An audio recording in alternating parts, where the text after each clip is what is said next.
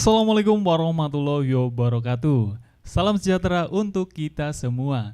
Berjumpa lagi dengan kami di sini di Podcast Mar, Podcast Kesehatan Rumah Sakit Margono Soekaryo Purwokerto. Perkenalkan, saya kembali menemani sedulur Margono yang ada di rumah ngobrol santai seputar Rumah Sakit Margono tentunya. Dan untuk kesempatan kali ini spesial sekali ya, kita akan ngobrol bareng sama beliau-beliau yang spesial juga nih. Kita langsung sapa sama Dokter Harsini, monggo dokter, dan Ibu Iin, Bu Iin dari Bapeten. Oke, inilah beliau-beliau yang spesial ya pada kesempatan kali ini. Kedatangan beliau dari Bapeten ini ke Rumah Sakit Margono, begitu nggih. Nun sewu ini kalau Dokter Harsini kemarin liburnya kemana nih dok? Di rumah sakit nemani Bu Iin. Oh, liburnya di rumah sakit nemani Bu Iin. Untuk perizinan dari radiasi di tempat kita. Oke. Terapinya. Oke, siap. Berarti memang untuk dipersiapkan dengan sedemikian rupa ya gitu nggih. Oke, kalau dari Bu Iin sendiri nih, sebelum kita ngobrol untuk masuk ke materi nggih. Kalau dari Bu ini aslinya mana nih Bu? Waduh, kayak saya paling bingung nih kalau ditanya asli. Oh, salah. Karena saya nggak jelas ya Pak. Jadi yang pertama, Mas aja ya saya bilang ya. Boleh. Oke. Jadi orang tua saya itu asalnya berbeda. Okay. Jadi bapak Jogja, ibu dari Cirebon. Oh. Saya lahirnya di Bogor. Oke. Kan bingung kalau dia tanya asalnya dari mana gitu. Saya bingung. Saya nggak tahu nih dari mana. Sementara sekarang saya tinggalnya di Serpong ya, di BSD. Oh, tinggalnya Serpong di BSD. Oke. Untuk ke Purwokerto kali berapa kali nih? Kali keberapa? Wah, saya sering Pak ke Purwokerto. Karena suami saya asalnya dari Tegal. Oh, asli jadi dari Tegal. Kalau Lebaran tuh sering banget ke sini nih. Oke. Jadi tujuan wisata ya. Jadi tujuan wisata sebelum ke Tegal mampir dulu. Iya, jadi setelah ke Tegal, pasti kan hari kedua, hari ketiga kita pasti main ke Purwokerto tuh Pak. Oke. Mas ya. Oke. Baik, tujuannya kuliner? Iya, salah satunya. Makanan yang paling disukai? Cari soto biasanya. Soto. Sama tempe mendoan. Atau tempe mendoan. Mirip nih sama kayak Dokter Harsini.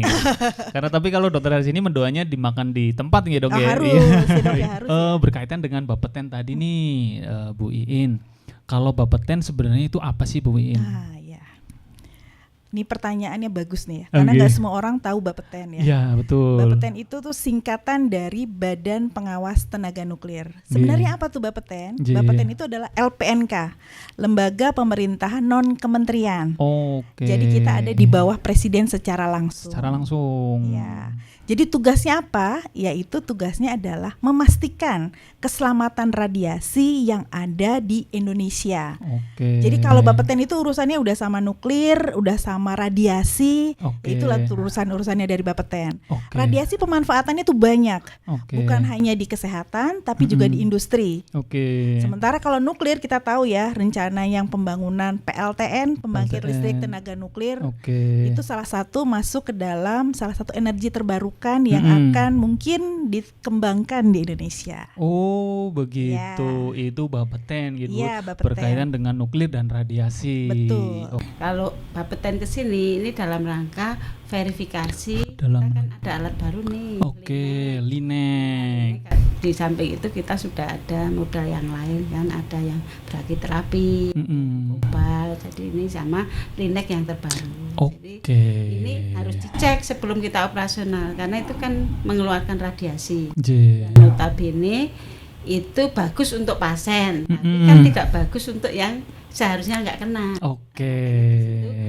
Apakah ruangannya itu cocok? Apakah nanti dosisnya yang dipakai ke pasien itu pas?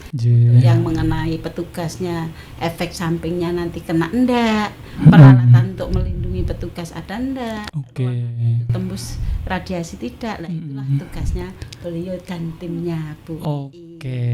Berarti memang untuk Bapeten ya Bu Iin ya, untuk tugasnya untuk mengatur dan mengelola si radiasi nuklir itu gitu ya, untuk keamanan dari penggunaan alat-alat modalitas radioterapinya. Untuk selanjutnya nih dari Dokter Harsini, persiapannya dari apakah ini udah lama atau memang butuh proses yang berbanyak gitu mungkin? Jadi sebetulnya kan rumah sakit akan selalu seiring sejalannya. Kita ada alat, berarti berarti di situ kan perizinannya harus siap, tenaganya juga harus siap. Oke. Nggak ada tenaga. Tadi diverifikasi sama Bu In juga tenaganya itu tersertifikasi tidak. Sudah dilatih belum? Sudah dilatih belum? Kalau nggak dilatih nanti luput sebenarnya ke arah mana, ketepatannya, cara mengukur dosisnya, itu semua diverifikasi. Jadi tenaganya harus cukup, profesional, modalitasnya sekian, dokternya harus cukup juga, ada perawatnya juga. Kalau ada kekurangan ya kita harus penuhi supaya operasionalnya bisa jalan baik. Gitu. Di samping itu ruangannya tembus enggak radiasi? Sampai ruangannya saja diukur gitu ya. Oke, luar biasa sekali nih Bapak Ten ya, teliti sekali nih. Oke, kalau seperti itu kenapa sih Bu Iin ini ya berarti ya? Kenapa sih kita harus izin nih? Maksudnya kenapa harus sampai ke ruangan dan sebagainya itu? Kenapa harus seperti itu nih Bu Iin? Rumah Sakit Margono mempersiapkannya gitu ya Dok ya? Kenapa nih? Jadi kalau kita lihat tentang pemanfaatan tenaga nuklir di bidang kesehatan, itu penggunaannya ada untuk radiologi diagnostik dan intervensional. Itu kalau kita lihat banyak di alat kedokteran yang menggunakan radiologi dan intervensional. Itu contohnya peralatan CT scan, mamografi, kemudian juga ada peralatan fluoroskopi intervensional. Itu yang menggunakan radiologi diagnostik dan intervensional. Itu untuk peralatan seperti itu izinnya hanya cukup disampaikan data berupa dokumen. Untuk proses izinnya ya. Sementara untuk layanan radioterapi di situ dan kedokteran nuklir dan satu lagi ada produksi radioisotop dan radiofarmaka. Itu wajib kita lakukan verifikasi karena itu termasuk kategori resiko tinggi.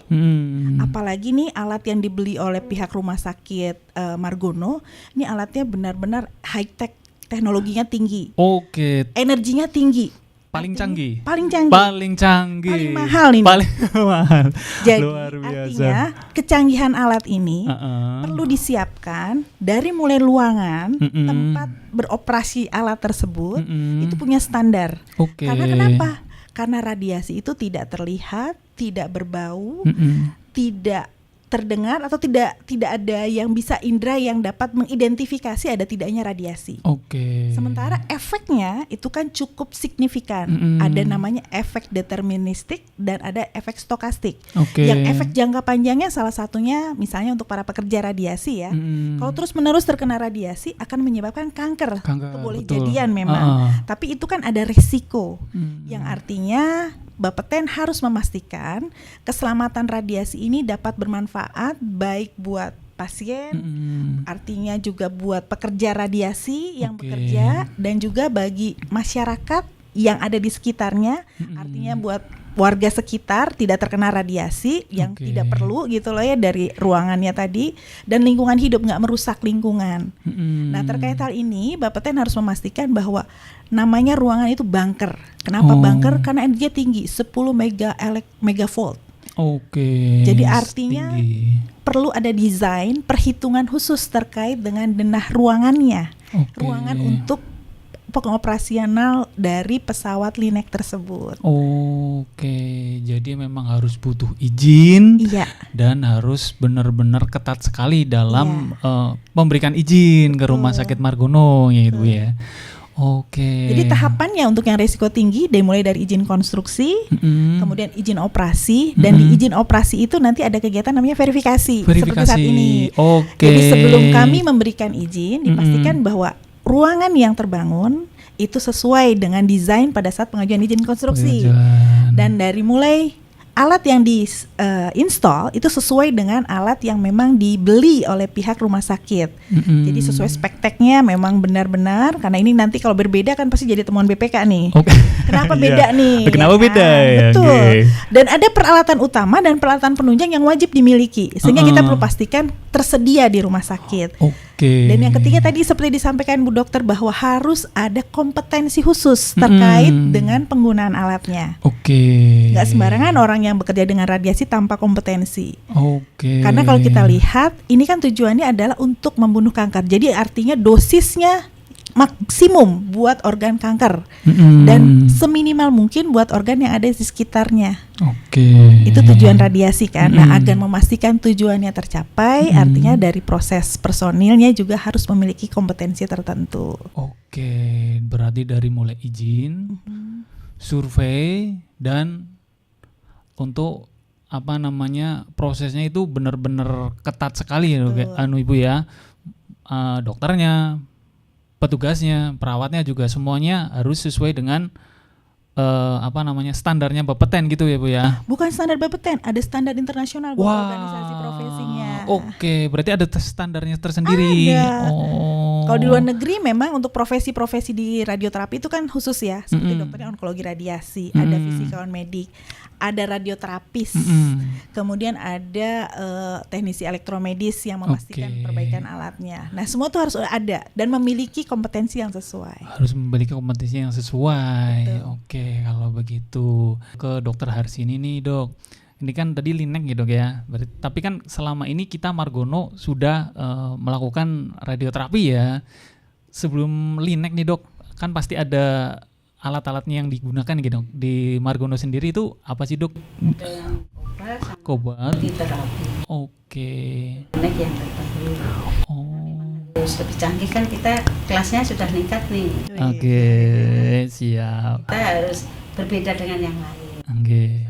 Untuk kelas A kan harus lebih baik. Nah, berkaitan dengan keunggulan nih Dok ya, dibandingkan dengan yang Cobalt sama yang lain-lainnya, apa sih Dok keunggulan Linek itu? Mungkin Dokter Harsini atau mungkin Bu In boleh nih dua-duanya. Kalau di situ Linek itu kan akurasi sama presisinya tinggi. Betul. Akurasi dan presisi.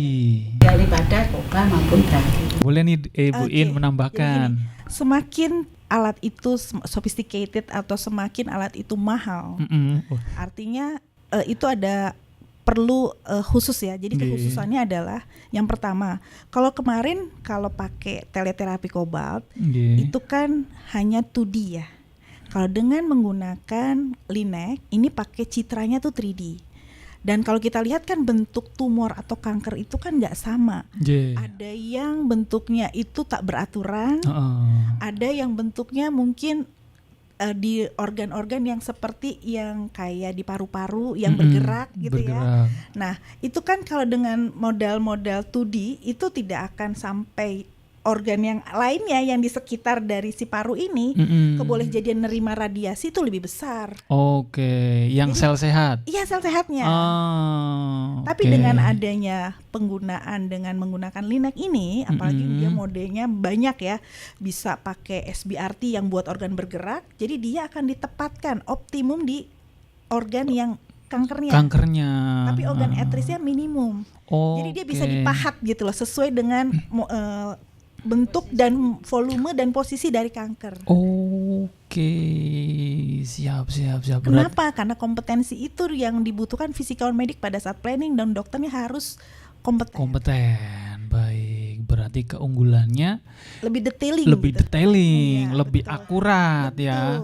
Lebih akurat, lebih detailing dan efek sampingnya ini gimana nih dibandingkan Cobalt ini? Ya pasti kalau efek sampingnya jauh lebih kecil ya. Ketika menggunakan Cobalt. Linek. Cobalt itu akan lebih besar resikonya dibandingkan dengan Linek. Udah mohon maaf ini saya salah sebut tadi ya. Begitu. Jadi memang kalau istilahnya orang Banyumas ini ya Dok sama Bu In, rego nggowo rupo berarti ya. Iya betul. Rego nggowo rupo ya. Selanjutnya nih untuk Dokter Harsini. Ini kan nanti kita udah pakai Linek nih Dok. Nah untuk yang lain ini gimana Dok? Kayak Cobalt sama yang terapi yang selama ini dipakai sama Margono masih bisa dipakai atau mungkin masih tidak istilahnya kan nanti ada kanker yang ini ini pasnya dengan Linek misalnya kayak tadi yang bukan bergerak berarti Linek. Yang mungkin di permukaan itu mungkin pakai modalitas yang lama. Betul. Dalam pakai yang Linek kan lebih nggak melewati organ yang sehatnya lebih efeknya. Jadi gitu, bukan yang lama terus ditinggalkan bukan ya. Bersemi kembali. Iya. Takutnya nanti sedulur Margono bilang gini Dok, kemarin bilangnya ada Linek itu yang terbaru, kok saya masih pakai yang lama gitu. Oke, ternyata masih tergantung dari kankernya dan diagnostik dari dokternya. Oh, ini pakai ini gitu ya. Ini selanjutnya nih ke Bu Iin nih. Terkait perizinan, terkait dan sebagainya. Boleh nih kasih kisi-kisi nih ke kita dan sedulur Margono yang di rumah untuk Margono gimana hasilnya? Boleh nggak nih Dokter Harsini atau Bu Iin untuk menyampaikan? Iya Bu Iin ya.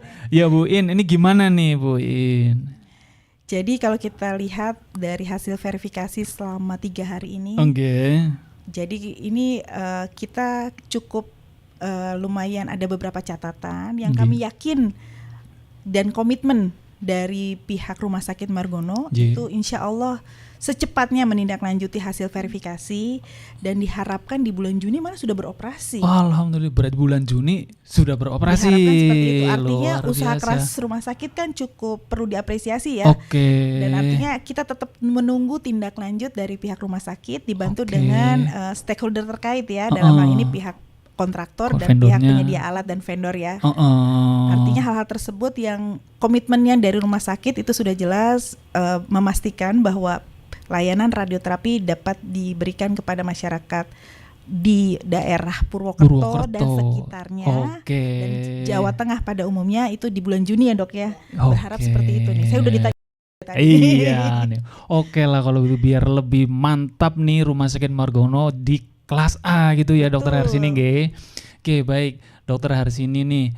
Harapannya ketika nanti memang sudah izin beroperasi nih untuk Lineknya gitu Dokter Harsini, untuk masyarakat atau mungkin yang lain nopo niki Dokter Harsini? Ya kalau harapan kita kan tetap mendekatkan pelayanan kepada masyarakat. Pada jauh-jauh, Jogja ke Semarang, Solo, lah ini di Purwokerto sudah ada. Komplit. Kita tidak kalah canggihnya. Beliau-beliau bisa menggunakan fasilitas nggak usah jauh-jauh. Kalau jauh juga kita menambah layanan berarti ngurangi antrian. Kalau itu tambah hari kan stadium bisa nambah. Kita berarti mengurangi yang stadiumnya tadi tetap stagnan atau malah berkurang dan mengurangi antrian di tempat-tempat lain juga. Sehingga kanker akan lebih komprehensif dan yang terselamatkan harapan hidupnya lebih baik. Bertambah. Harapan yang luar biasa nih dari Dokter Harsini nggih. Berarti sesuai yang mungkin disampaikan kemarin ya Dok ya, bareng kita ngobrol waktu Margono naik kelas A gitu nggih. Jadi harapannya sudah purna nih untuk pelayanan pasien di Rumah Sakit Margono gitu. Luar biasa sekali nih. Mungkin yang terakhir nih untuk Bu Iin. Ini kan mungkin sedulur Margono yang ada di rumah, saya sebagai di depan, garda depan ya sebagai perawat itu kadang masih ada yang takut. Nah itu, dan ini ada Linek nih yang katanya lebih akurat dan untuk efek samping lebih minimal. Mungkin ada pesan-pesan nih untuk sedulur Margono yang di rumah dari Bapeten. Monggo Ibu. Jadi kalau kita lihat pengobatan kanker itu di Indonesia kan ini salah satu kanker itu penyakit terbesar, 2 terbesar di Indonesia. Kalau di pihak Kementerian Kesehatan ada KJSU ya Bu ya, kanker jantung, stroke. Dan urinologi. Kanker itu kan udah terlihat pembiayaan BPJS itu kan tertinggi untuk salah satu penyakit yang tertinggi proses pembiayaannya. Dan terlihat bahwa pembiayaan kanker itu kan juga proses penyinaran itu tiap hari, bisa selama 1 bulan itu terus menerus dilakukan proses penyinaran. Artinya untuk kegiatannya kalau di luar kota itu kan biayanya cukup besar. Butuh tiap hari datang, artinya ada keluarga yang mendampingi, itu kan juga biayanya cukup besar. Kalau di daerah sendiri sudah ada, kan lebih nyaman buat semuanya ya, baik buat pasien maupun buat rumah sakit yang melakukan penjadwalan. Dan tadi Ibu sampaikan bahwa Bu Dokter sampaikan bahwa diharapkan tadi ada beberapa kanker-kanker yang dapat ditanggulangi lebih dengan stage yang rendah, itu bisa segera diobati. Yang pertama itu. Karena kan ada sekarang rata-rata yang datang sudah stage 3 karena menunggu waktu antrian ya Dok ya. Nah, jangan sampai yang tadi stage rendah bisa jadi sampai stage 3 karena tidak dilakukan tindak lanjut oleh rumah sakit. Jadi jangan takut melakukan kegiatan tadi layanan untuk penyinaran dengan radioterapi. Karena insya Allah aman dan kita juga selalu dipantau karena pihak rumah sakit Bapeten itu selain memberikan perizinan juga ada namanya pihak inspeksi yang akan secara rutin per tahun memastikan keselamatan radiasi di fasilitas. Pihak inspektur akan hadir langsung ke rumah sakit melakukan pengecekan baik kendali kualitas maupun paparan radiasi bahwa output yang keluar dari alat Linac tersebut sesuai. Artinya pihak fisikawan medik yang ada, kemudian pihak RTT itu bekerja sesuai dengan protokol yang sudah disiapkan secara internasional dan dimasukkan ke dalam standar prosedur rumah sakit yang artinya sesuai dengan keselamatan radiasi. Nah, terkait hal ini kami harapkan jangan takut ya untuk dilakukan kegiatan penyinaran karena semakin takut malah akan menjadi kankernya makin besar dan malah tidak dapat diobati nantinya ya. Karena kalau dilihat dengan ketakutan ini malah membuat dengan pengobatan yang lain ya. Padahal kan kalau lihat pengobatan kanker itu kan komprehensif ya, bukan hanya dengan radiasi saja tapi ada kemonya. Jadi tidak hanya berhenti sampai di kemo. Jadi harus komprehensif. Jadi harus sampai dibunuh kankernya, akarnya sampai mati gitu loh. Jangan setengah-setengah gitu loh. Dan itu pun harus tetap dipantau. Jadi jangan takut dengan alternatif atau yang lainnya nggak akan sembuh. Itu kan hanya sifatnya sementara. Karena kanker itu memang butuh perlakuan khusus. Jadi saran saya tolong dipergunakan fasilitas yang ada di Rumah Sakit Margono secara lengkap dan komprehensif sesuai dengan prosedur yang sudah disiapkan. Terima kasih nih kepada Bu In untuk pesannya untuk sedulur Margono nih yang ada di rumah ya. Bahwasanya untuk penyinaran ini memang sudah aman ya. Sudah aman sesuai dengan standar internasional dan Bapeten sendiri itu kalibrasi Bu ya. Iya, memastikan. Jadi namanya inspeksi langsung ke fasilitas. Jadi akan melakukan kegiatan pengukuran, kemudian juga memastikan bahwa personil yang ada itu sesuai kompetensinya maupun ada dilihat data dukung terkait dengan kendali kualitas atau bagaimana pengecekan dari alatnya secara langsung.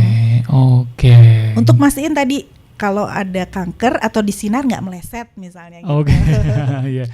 Berarti tetap harus dipastikan bahwa alat itu siap ketika akan dipergunakan kepada pasien. Jadi supaya tetap aman ya untuk sedulur Margono mungkin yang akan melakukan penyinaran di Rumah Sakit Margono. Ya, terima kasih Bu In dan Dr. Harsini atas informasi yang luar biasa sekali ya untuk sedulur Margono. Semoga Rumah Sakit Margono dapat memberikan pelayanan kanker secara paripurna. Sebelum mengakhiri perjumpaan kita pada kesempatan kali ini, jangan lupa like, comment, subscribe, dan share video-video kami sehingga video kami bisa memberikan lebih banyak manfaat kepada semua orang. Akhir kata saya Muhammad Ismail, Bu In dan Dr. Harsini mohon undur diri. Billahi taufik wal hidayah. Wassalamualaikum warahmatullahi wabarakatuh.